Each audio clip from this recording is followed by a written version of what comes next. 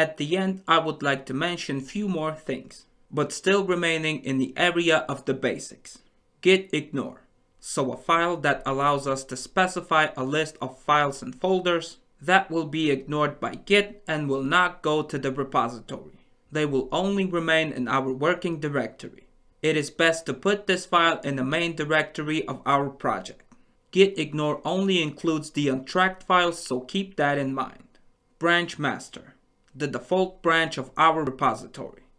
After making the first commit, you can type git branch in the command line to see what branch of the project you are on. Ultimately, the primary branch of each project is branch master. Of course, we can create new branches of our project with no problem. Branch master is the main branch of our repository.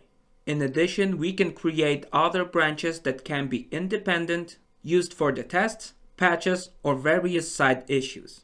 Such a branch can be completely independent, even have a completely different working directory, while still being a part of the project. We can merge the branches with each other. At some point, the solutions from the side branch can be added to the main branch, for example. The image on the left shows the example where at some point in a project, the repository is split into two branches. For example, some solutions may be tested separately outside the main branch, and at some point the branches are merged back together.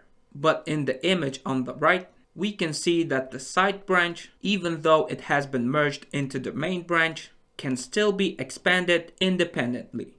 Note the head indicator in these pictures. It shows us the active branch, the branch we are working on right now. Thanks to it, we always know in what area of the project we work at the moment. You may be surprised by the direction of the arrows showing the commit path. This is because each commit refers to its parent element, which is the previous commit. This allows Git to track all the branches independently. Here you can see some example branch-related commands. The git branch command will show you a list of all the branches in your project. You can also see on the screen which command you can create a new branch with, which command you should use to switch to another existing branch, and how to merge two different branches with each other. The head indicator determines which branch we refer to. In our hidden Git folder, we have a head file where our current branch is pointed to. By default, this file will point to a path marked in blue. Refs, heads, master. If you are currently on a different branch, the content of that file will point to the branch you are currently working on. The head indicator also shows us the last commit, which is the top of our branch.